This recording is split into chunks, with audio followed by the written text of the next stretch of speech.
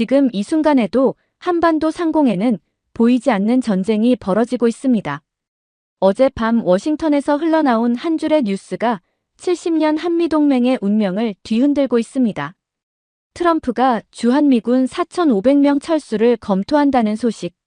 하지만 펜타곤 내부에서는 격렬한 반발이 터져 나왔습니다. 절대 안 된다. 외치는 현장 지휘관들과 이제 그만 빼야 한다는 트럼프 진영 사이의 충돌. 그리고 그 한복판에서 이재명 대통령이 던진 폭탄 선언. 무조건 굴한다고 됩니까? 지금 한반도에서는 단순한 병력 재배치가 아닌 대한민국의 운명을 가를 역사적 분기점이 펼쳐지고 있습니다. 과연 70년 동맹이 하루아침에 무너질 수 있을까요? 아니면 이것이 진정한 파트너십으로 거듭날 기회가 될까요? 안녕하세요.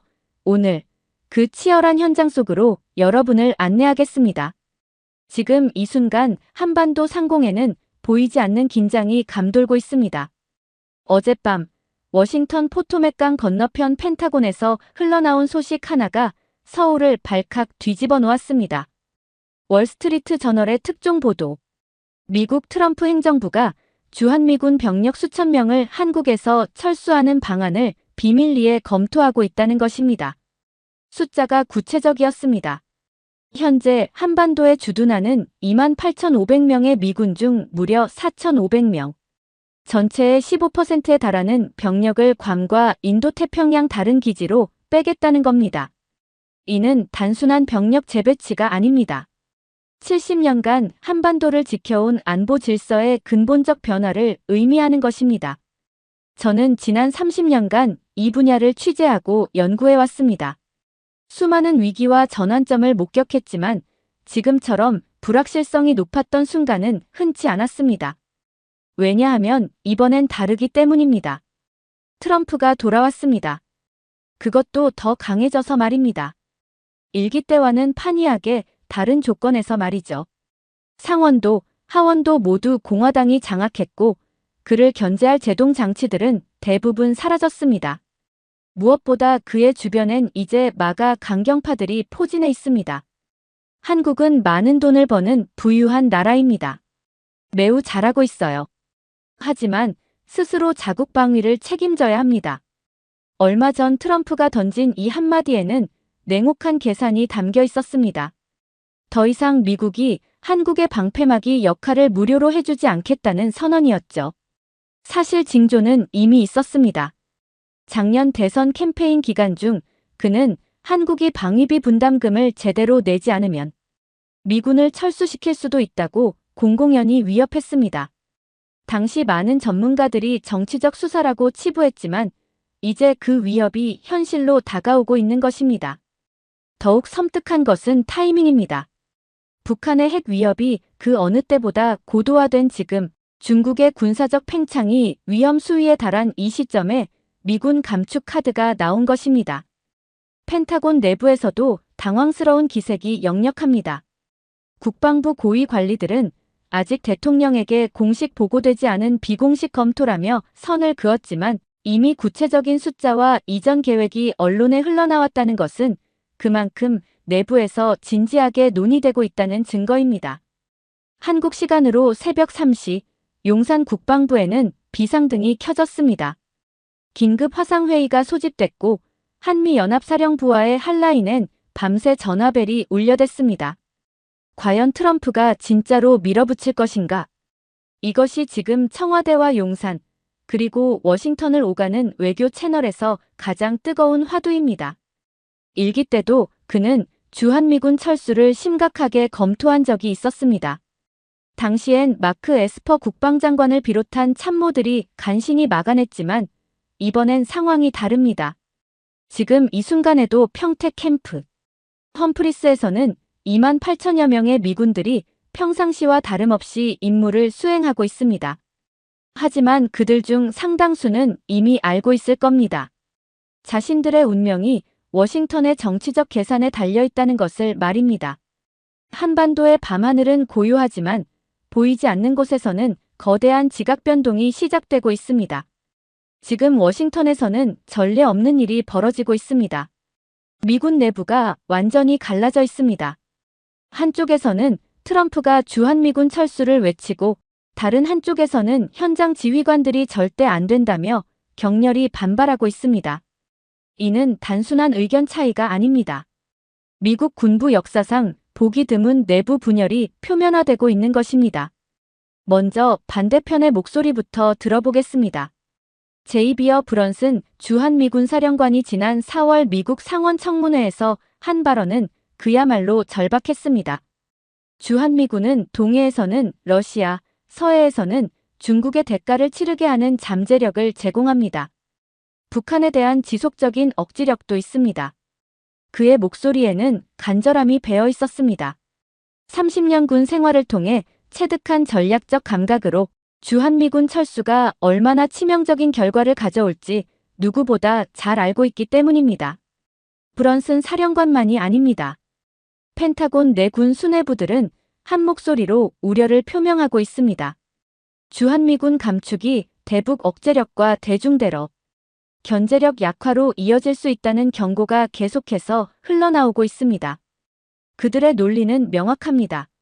한반도는 단순히 북한을 막는 방어선이 아니라 중국의 태평양 진출을 견제하는 최전방 거점이라는 것입니다. 오산 공군기지에서 베이징까지의 거리는 불과 1000km.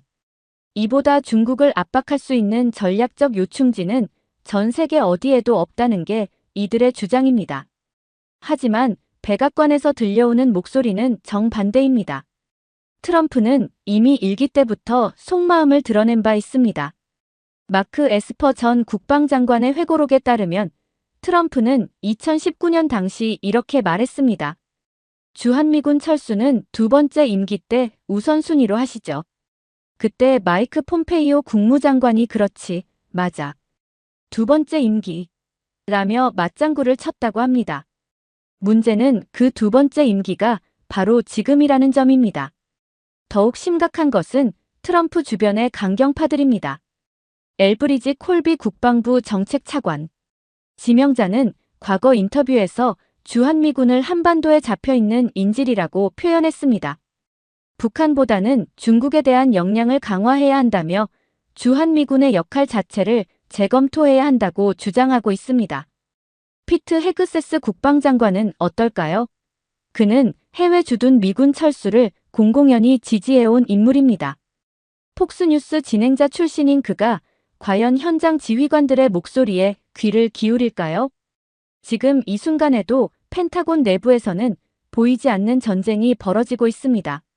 한쪽에서는 주한미군은 미국의 최전진 기지라며 사수하려 하고 다른 한쪽에서는 더 이상 한국에 돈을 퍼붓기만 할 수는 없다며 철수를 주장하고 있습니다.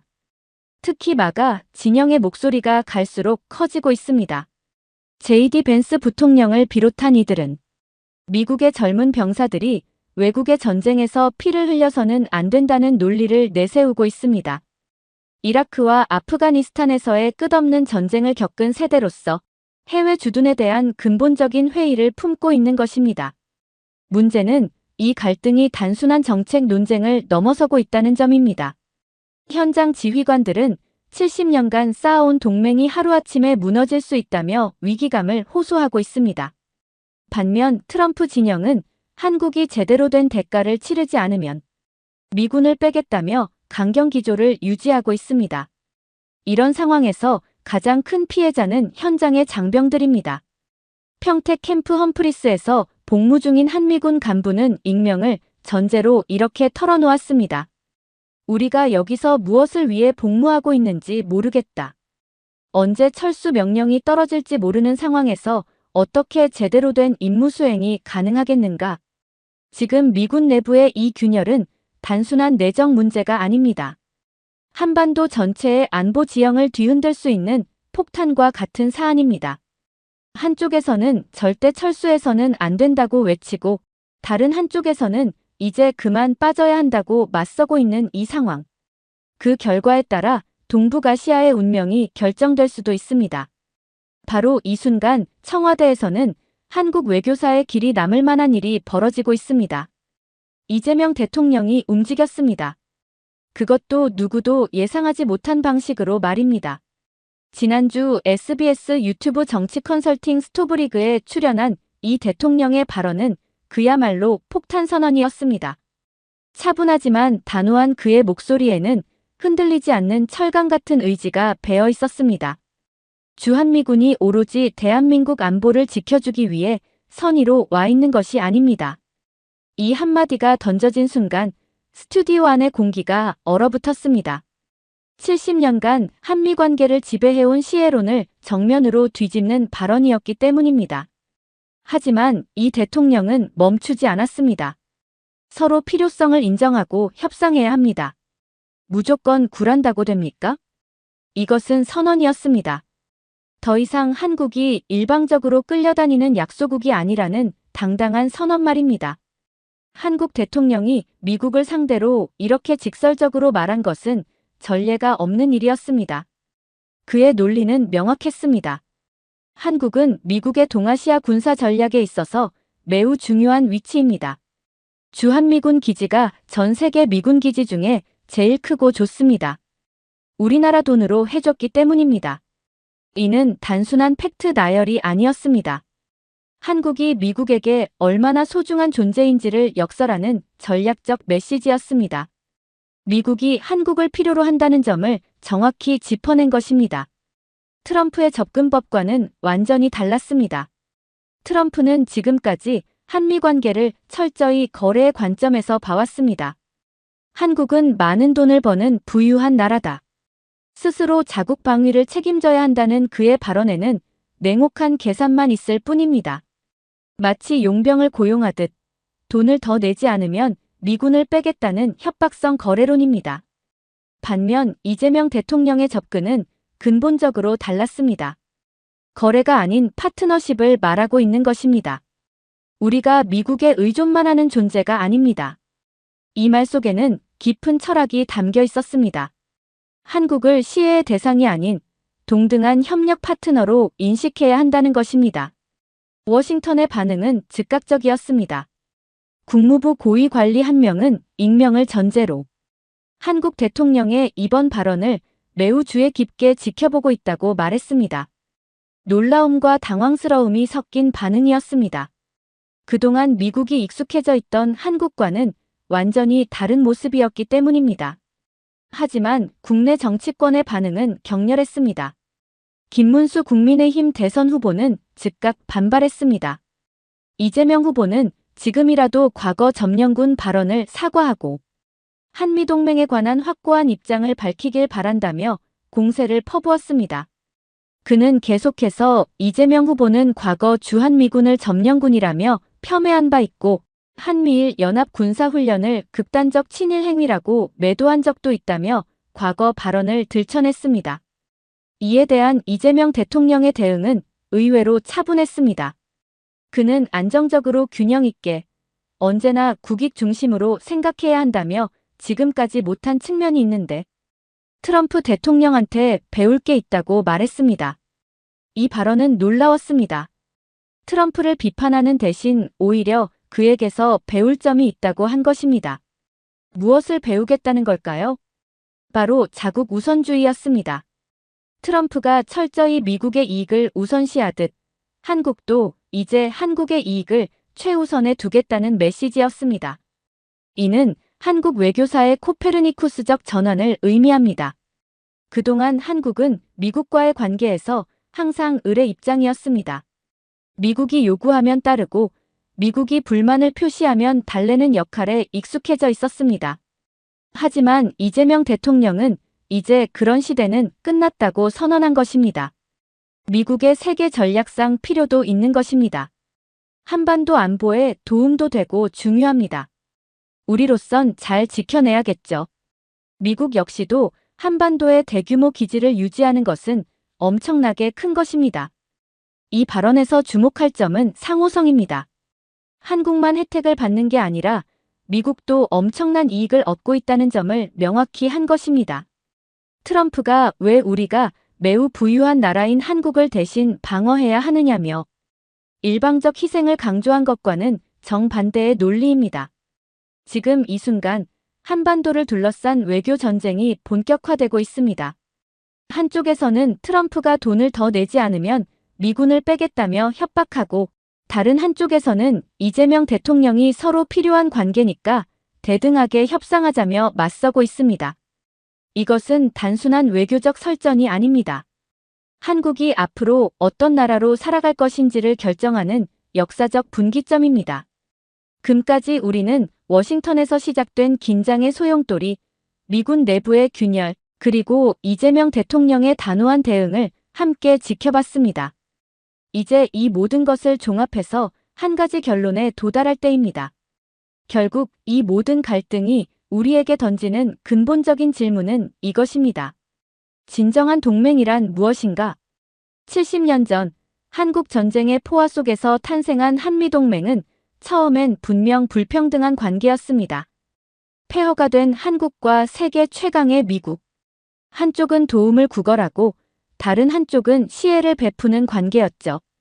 하지만 2025년의 한국은 다릅니다. 세계 10위 경제대국, 반도체와 K-컬처로 전 세계를 매혹시키는 문화 강국, 그리고 무엇보다 자유민주주의의 최전선에서 굳건히 버텨온 성숙한 민주국가입니다. 현재 주한미군은 단지 북한의 위협으로부터 한국을 방어하기 위한 목적으로만 존재하지 않습니다. 중국과 러시아를 견제하고 미국의 인도태평양 전략을 실현하는 핵심 전력입니다.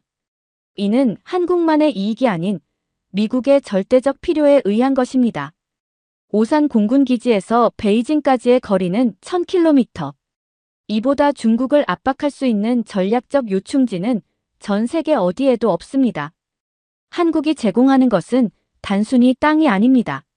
5천만 명의 자유민주주의 시민들이 만들어내는 거대한 신뢰의 기반입니다. 이것은 돈으로 살 수 없는 것입니다. 트럼프가 한국이 더 많은 돈을 내야 한다고 요구할 때 그는 동맹의 본질을 완전히 오해하고 있는 것입니다. 동맹은 용병 계약이 아닙니다. 공동의 가치와 이익을 바탕으로 한 전략적 파트너십입니다. 반면 이재명 대통령이 보여준 접근법은 완전히 달랐습니다. 서로 필요성을 인정하고 협상해야 한다는 그의 말에는 성숙한 국가의 품격이 담겨 있었습니다. 이것이 바로 21세기 한미동맹이 나아가야 할 방향입니다.